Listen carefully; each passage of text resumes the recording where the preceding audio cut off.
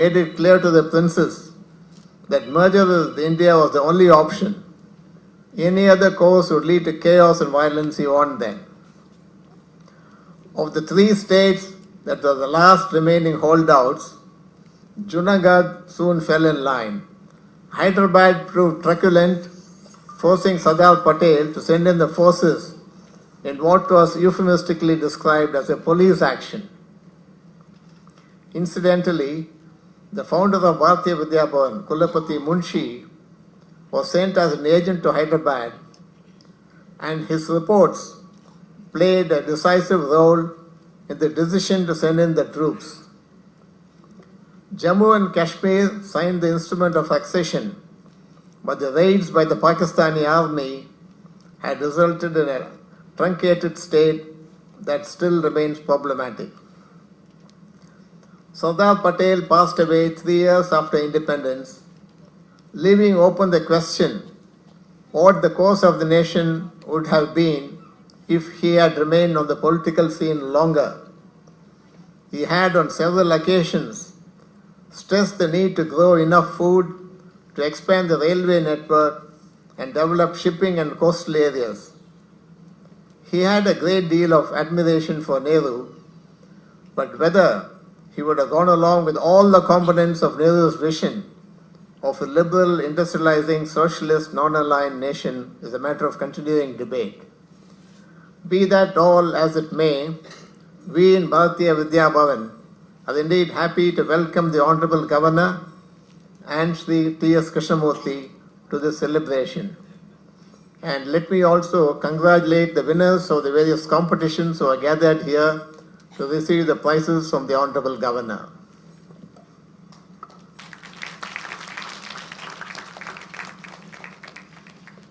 Thank you very much, sir. May I request Mr. T.S. Krishnamurthy, IAS retired, former Chief Election Commissioner of India, to deliver his guest of honor address.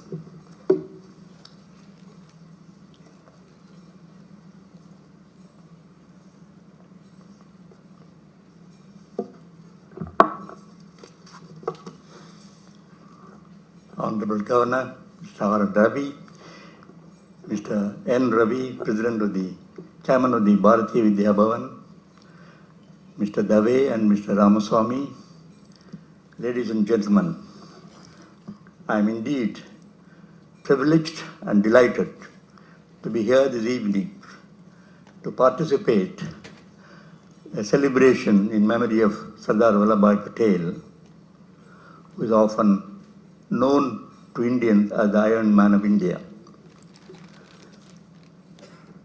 If Adi Shankaracharya gave spiritual orientation to the unity of India, if Vivekananda gave social orientation to the unity of India, if Mahatma Gandhi gave ethical orientation to the unity of India, Sardar Vallabhbhai Patel gave administrative and political orientation to the unity of India. His contribution to bringing the various princely states cannot be measured or described in words. Mr. V.P. Menon, who has written the book on the integration of states, has explained the various challenging situations that they had to face and how the Hindu princes particularly were persuaded with no option to go out of the Indian Union.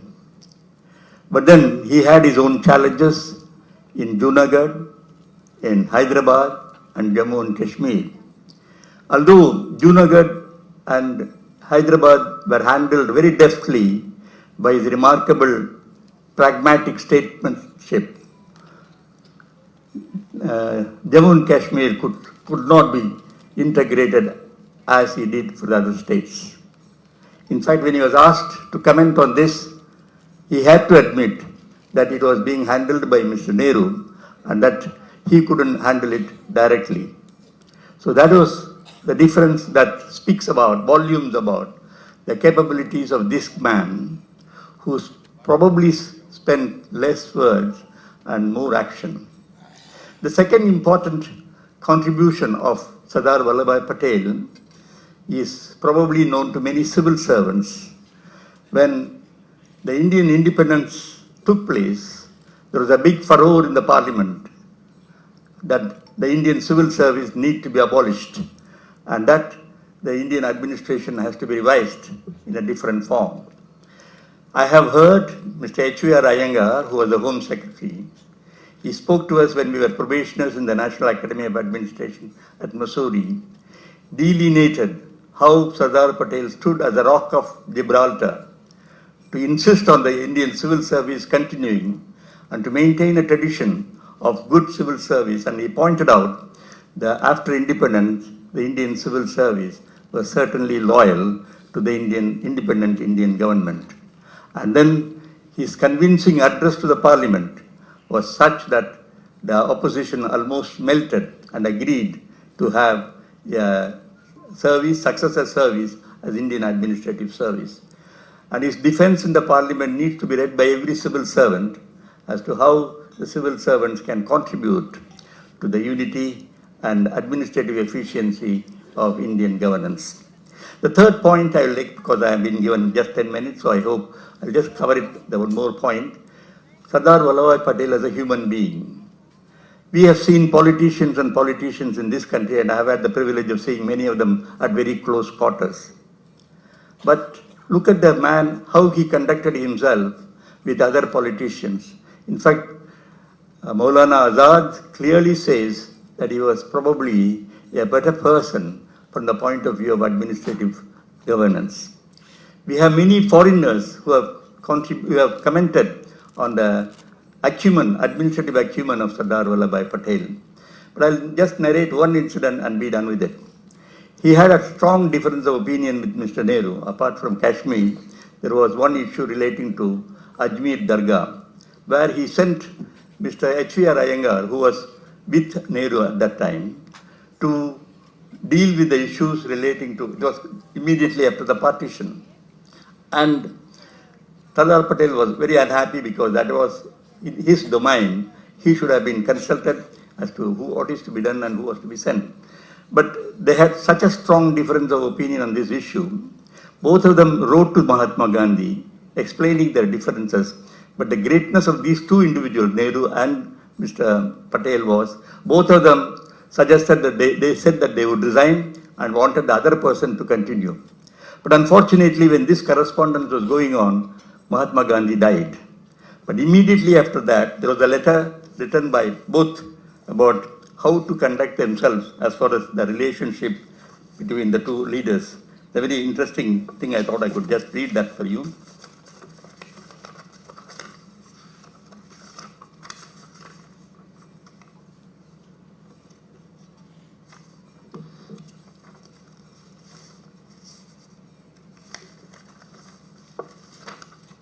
Yeah. On February 3rd, 1948, Nehru wrote to Patel emphasizing their close bond over a quarter century. In the crisis that we have to face now after Bapu's death, I think it is my duty, and if I may venture to say yours also, for us to face it together as friends and colleagues, not merely superficially, but in full loyalty to one another and with confidence in each other. I can assure you that you will have that from me. This is Nehru writing to Patel. Mr. Patel responded with grace and decency and decorum 2 days later, and he said, the paramount interests of our country and our mutual love and regard, transcending such differences of outlook and temperament as existed, have held us together.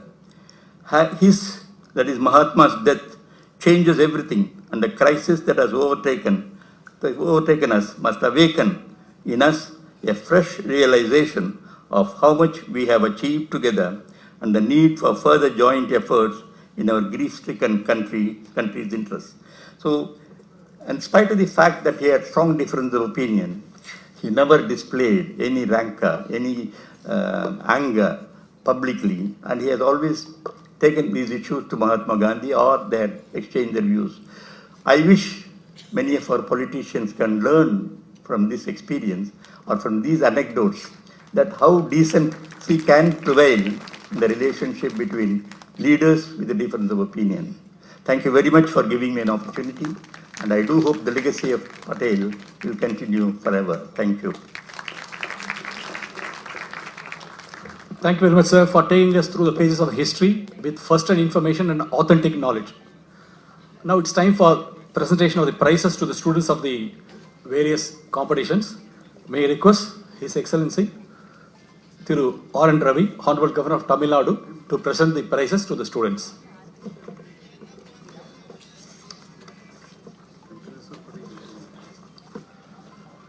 Winners of the intercollegiate oral competition in English. First prize goes to Krena Sasidharan from Women's Christian College, Chennai. Krena Sasidharan to the stage, please. She will be followed by V. Abhirami from Sri Shankarlal Sundarbai Shasan Jain College, T. Nagar. First prize to Krena Sasidharan from Women's Christian College, Chennai. Second prize to V. Abhirami from SSN Jain College, T. Nagar. And the third prize winner is A. Afreen from Women's Christian College, Chennai.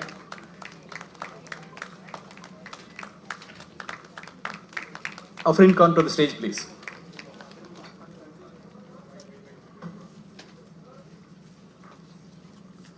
In the intercollegiate oral competition in Tamil,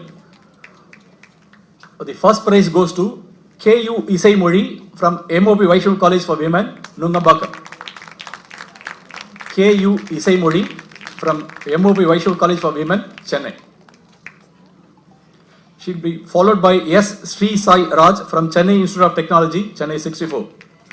And the third prize winner is S.M. Yuvarani from MOP Vaishnav College for Women, Nungambakam. Third prize is also shared by Pradeepa Sundaraman from MOP Vaishnav College for Women. In the intercollegiate oral competition in Hindi, the first prize goes to Diya Setia from MOP Vaishnav College for Women, Nungambakam. Diya Setia will be followed by Monica Kumari from MOP Vaishnav College for Women, Nungambakam.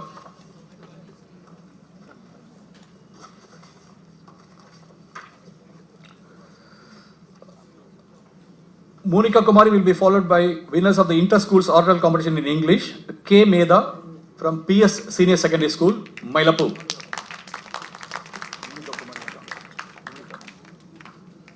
This is Monica Kumari from MOP Vaishnav College for Women receiving the certificate and the prize. Monica is followed by K. Meda from PS Senior Secondary School, Mylapore. The second prize winner in English competition for schools is Aishnavi B. Bharadwaj from PS Senior Secondary School, Mylapore.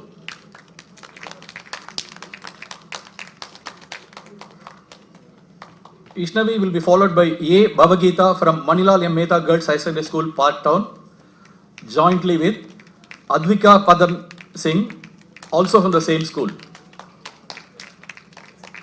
Babagita and Advika Pahat Singh. In the inter-schools competition in Gujarati, first prize is awarded to Srishti K. Prajapati from Manilal M. Mehta Girls High Secondary School, Park Town.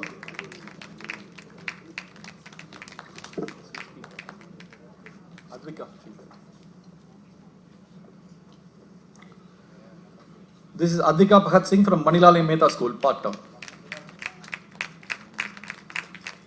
Next will be Srishti K. Prajapati from Manilal M. Mehta Girls High Secondary School, Park Town, followed by Kanchan L. from the same school.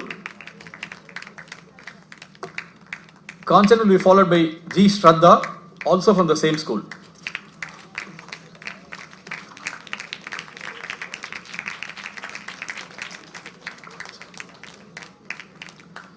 In the inter-schools competition for Tamil language, the first prize is awarded to P.S. Darshita from P.S. Matriculation Higher Secondary School, R.K. Mat Road, Mylapore.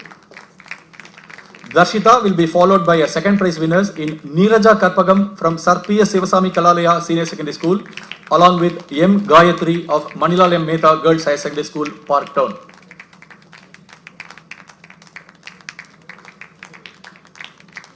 This is Darshita. Followed by Neeraja Karpagam from Sir P.S. Sivasami Kalalaya Senior Secondary School, Mylapore, along with M. Gayatri of Manilal M. Mehta Girls Higher Secondary School, Park Town. The third prize winner in the same category is B. Kalpana of Manila Lem Mehta Girls Higher Secondary School, Parktown. In the inter-schools competition in Hindi, the first prize is jointly shared by Shamli S. of Manila Lem Mehta Girls Higher Secondary School, Parktown, along with Raksha M. of Chettinad Sarvaloka Education, Kelambakam. Shamli. Kalpana.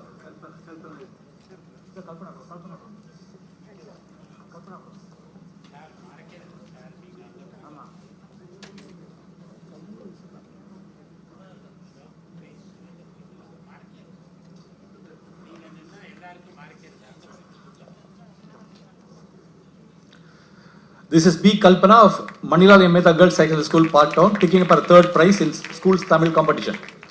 Followed by Shamli S. of Manila Lem Mehta Girls Secondary School, Parktown, along with Raksha M. of Chettinad Sarvaloka Education, Kelambakam.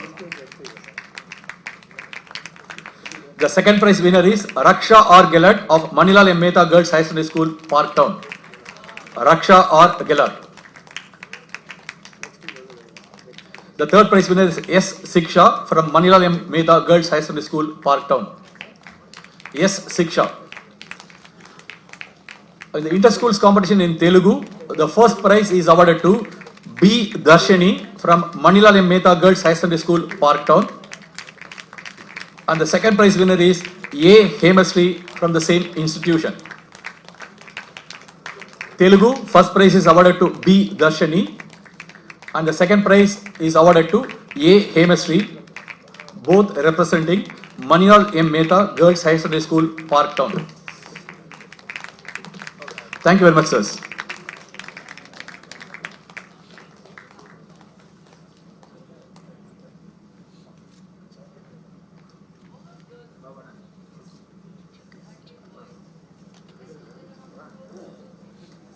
May I now request Thiru R. N. Ravi, Honorable Governor of Tamil Nadu, to deliver his address.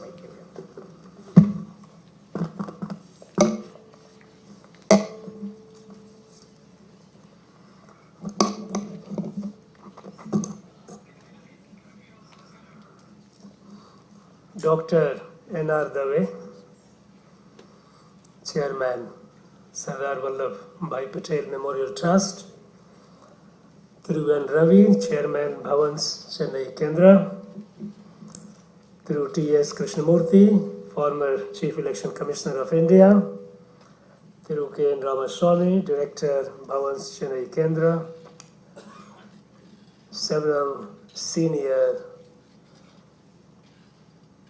leaders of the community present here, distinguished invitees, students, prize winners, gracious ladies and gentlemen.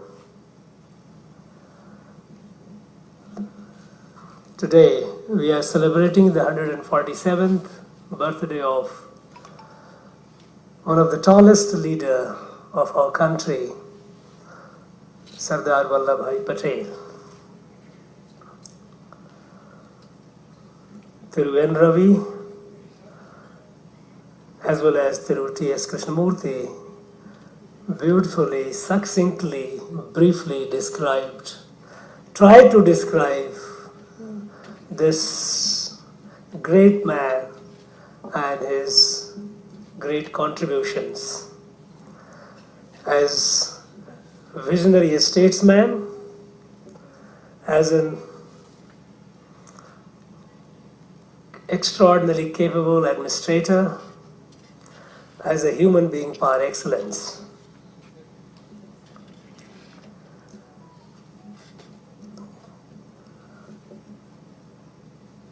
I thank this Sardar Vallabh Bhai Patel Memorial Trust and Bhavan for keeping the tradition of celebrating the birthday of this great man of our country here in Chennai.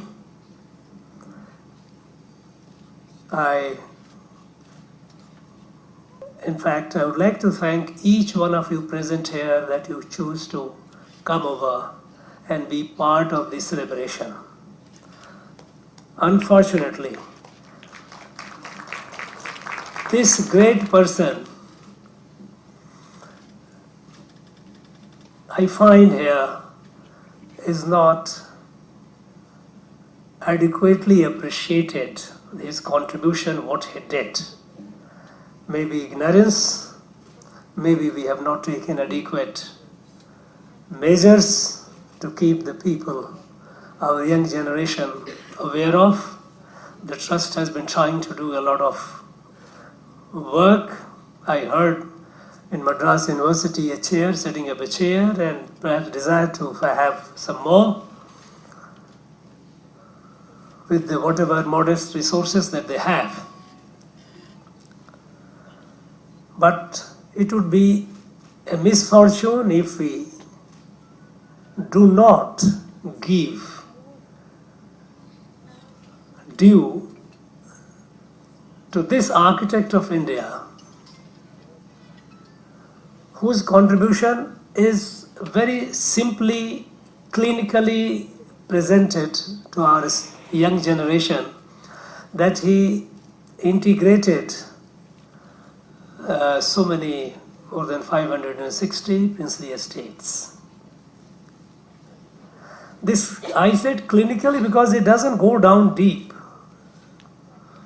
in our psyche, how the situation was at that point of time and who were these 65 entities. When we say they were princely estates, we continue to look down on them as if they were when they were princely estates, they were under the suzerainty of the British.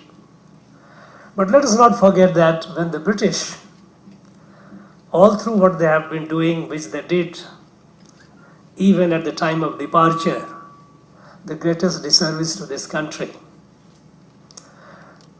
Through two acts of British Parliament were very important. One was India Independence Act 1947, under which they declared independence of India. It's talking about the paramountcy of power shifting from the British to the Indian people. And the second was Government of India Act 1935 as amended in 1947. Government of India Act 1935 had given certain prerogative, certain privileges, certain status to the princely estates, and as amended in 1947, what the British did, they said, well, we are taking away our paramountcy over you, you are independent. I heard perhaps some British guy, Mountbatten, said that you had no option, but that is all typical mischievous British policy.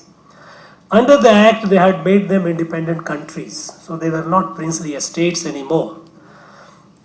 On the midnight of the 15th August 1957, they all became independent countries. And talking about them, you better be with India or be with that, because they had three options: be with India, be with Pakistan, or remain independent. So remaining independence was an option given under the British Parliament Act.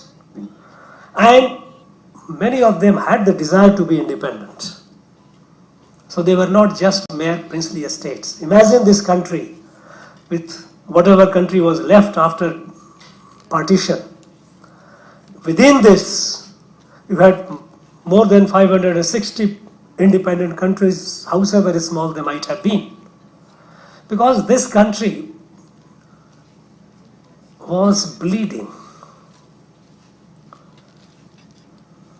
This communal partition of this country had led to over 500,000 people dead and several million displaced. All around blood. While all this was happening, and the government didn't have the resource to deal with the situations, extraordinary, unprecedented breakdown of law and order situation where chaos and fight all around. Communal rights had broken out in the country. If these states had chosen to remain independent, I don't think India had the resources at that point of time to keep them so. And I'm sure the British would have happily stoked their desire for independence, encouraged them to remain independent, because they wanted a moth-eaten India. In that backdrop, this great man, with his resoluteness and boldness, through cajoling, through persuasion, through pressure, he brought all of them to sign the instrument of accession. It's not a small feat. I think at this point, had Sardar not been there, many of us sitting here would have been citizens of several countries, would not have been sitting together here and talking and listening about him. This was an extraordinary achievement. It was not just mere accessing or integrating the princely estates.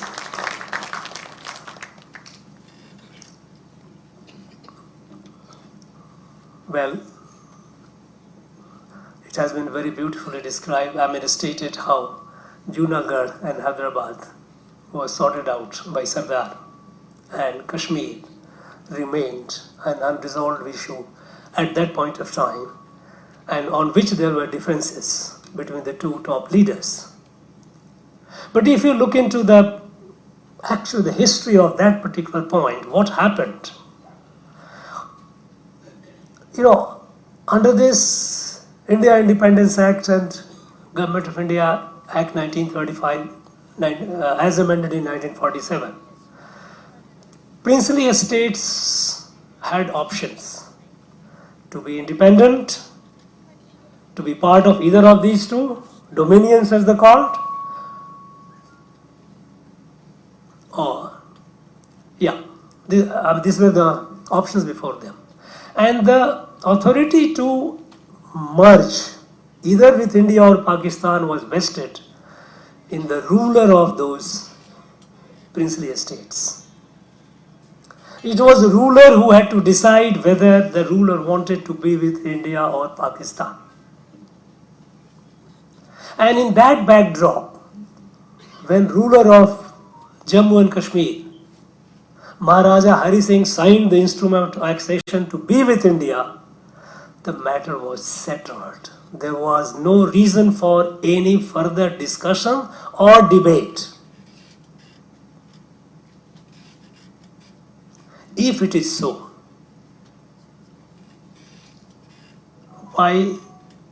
what happened and the consequence of which that we have been suffering even today,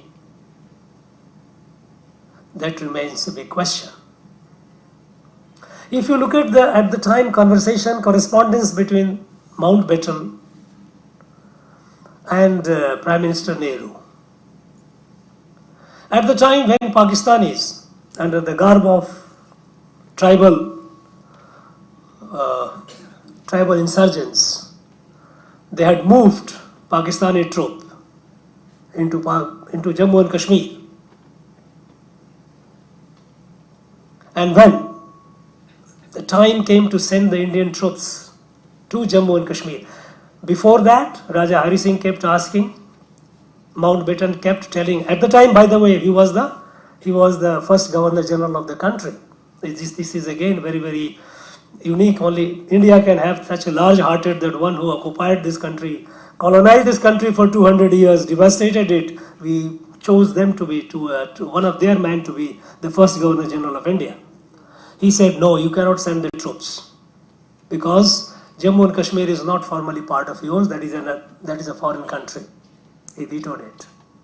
And when Maharaja Hari Singh signed, and there is again a beautiful account of it, Maharaja Hari Singh, the person who brought the letter, he was in Jammu at the time, and his ADC, his account, he wrote the instrument of accession, gave it to the representative of India at the time, who was the secretary here in Government of India. And then he said, you take it to Delhi, Governor General has to accept it. And then he went to sleep and he told his ADC that, look, if India signs it, if agrees that to accept Jammu and Kashmir to be part of India, because there was a lot of pressure on Prime Minister Nehru that being a Muslim majority, how can, it will not be fair for you to take that area with India. And that was the dilemma which Prime Minister Nehru was facing at that point of time. So when he wrote the letter, he was not very sure where government of India, where India would agree to that. And Pakistanis were moving forward, they have come up to Baramulla, massive atrocities on women, children, terrible.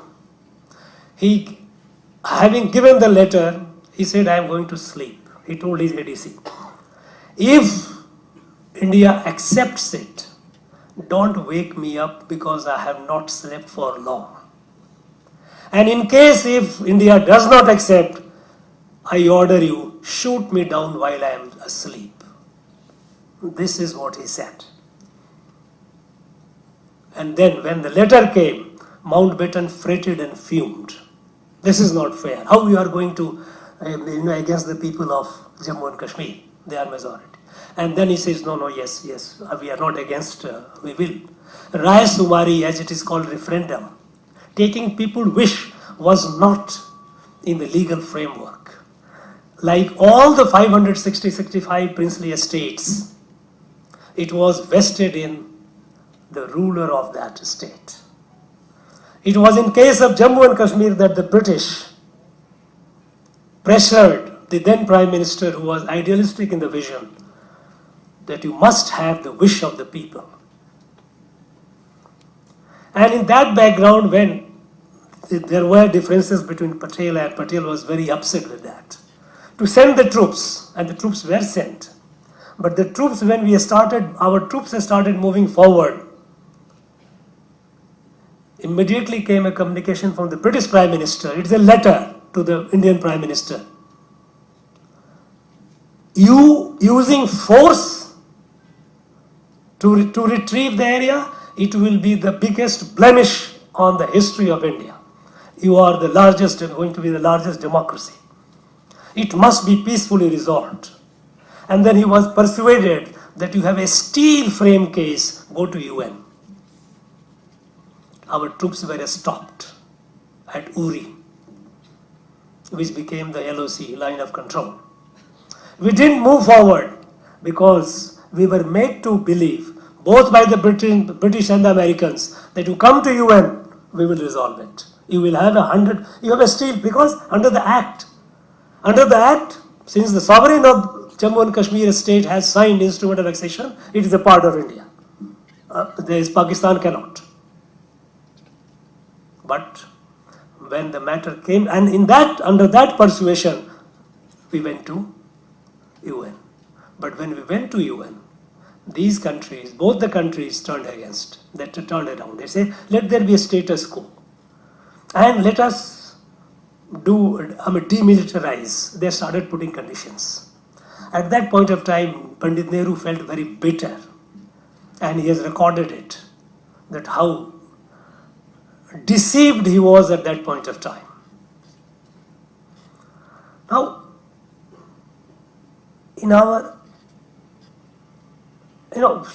a leader takes a decision in good faith, but the consequences of it is suffered by the country, by the large number of people for a long time to come.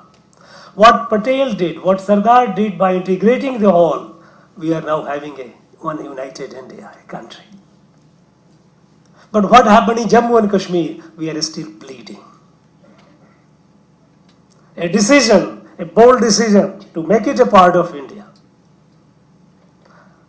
And because rest of all these princely estates who have become independent countries, their rulers signed the instrument of accession. In this case, we were ambivalent. We were not sure. We were carried away by the assurance given by. And at the time it was a pure and simple, a strategic move of the Americans and the British to keep that area with them. Because at that point of time there was also a debate whether India would be a member of the Commonwealth country, will be a member of Commonwealth, whether India will continue to be a dominion or not. And there was opinions in India were divided. While one set of people said no, they should be, there were a strong opposition to it that no, we should not be part of the British dominion again. They were not very sure. And Prime Minister Nehru had a desire to be non-aligned, not to be seen as part of this group or that group. So Americans and British, they were not confident what would be its approach or what would be the attitude of India, whether they would be or not. And at that point of time, when Soviets were expanding and coming towards the wild field of the Middle East, this region was very important, strategically very important, what we call Gilgit-Baltistan. They wanted to keep that with them. And by the way, the Gilgit-Baltistan was declared independent by a British major it was a part of India. Technically, legally, because Maharaja had signed the instrument of annexation. It was on 30th October night that Major Brown, British, because at the time Commander-in-Chief of the Indian Army, Commander-in-Chief of the Pakistani Army, both were British. India's Governor General was British. Now this British major, he put the flag of Pakistan. He put this, who was the Maharaja's governor in Gilgit, he put him in house arrest and put the flag of Pakistan over this. That is a part of Pakistan. That is how he was honored by Pakistan by Sitare. What is they call it? They have a prize. They have a award, Pakistan or so. It was a highly mischievous, destructive for India conspiracy by the British, aided and heavily abetted by the Americans, and we fell into the trap. But this man, what he did is, except for that, when it came to this, even his contribution, his vision, he just did not live long. He left in December 1950, Sardar. But when he saw the Chinese maneuver towards Tibet, he wrote a very long letter. Read the letter. It is so prophetic. So prophetic at the time when our Prime Minister was totally enamored by China, by emerging China, China's leader, Mao Zedong and all, Zhou Enlai and all. And we were talking about all the good things about. He wrote a letter, it is going to be your biggest problem. China will take over Tibet the way it is moving, and it is going to be the biggest security threat for India. And he called for a meeting. Of course, that meeting didn't happen or couldn't happen, and then a couple of days later, Sardar died. Well, it happened. Chinese came over, took over Tibet. They took over part of India, Aksai Chin, here, which is almost about 30,000 square kilometers. This person, this great man, we must remember him, his contributions. Our succeeding generations to come, they must. And I think we need to do a little more than what we have been doing. And I would like to offer support of Raj Bhavan, Chennai, to our Vallabhbhai Patel Memorial Trust. We will be giving whatever we can to see that legacy of Patel, his knowledge remains. We do remember him and remain grateful to him, because an ungrateful people, a country cannot be great if we don't remember with fondness and gratitude our great leader. Friends, thank you very much once again for coming over here in this little number, whatever number we are here, in the midst of rain. Thank you so much, and maybe we'll try to do the next year celebration in a little more grander way with the full participation of Raj Bhavan, Chennai. Thank you very much.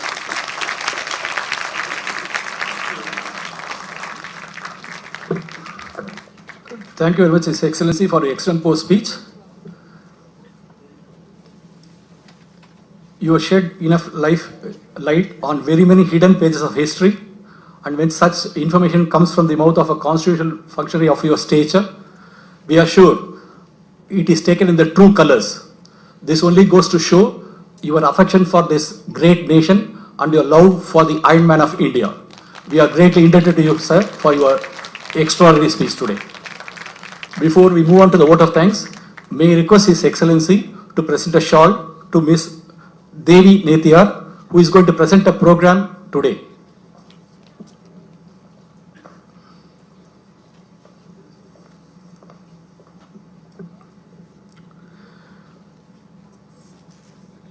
Madam Devi Netiyar will present a national integration songs, Colors of India, a musical bouquet.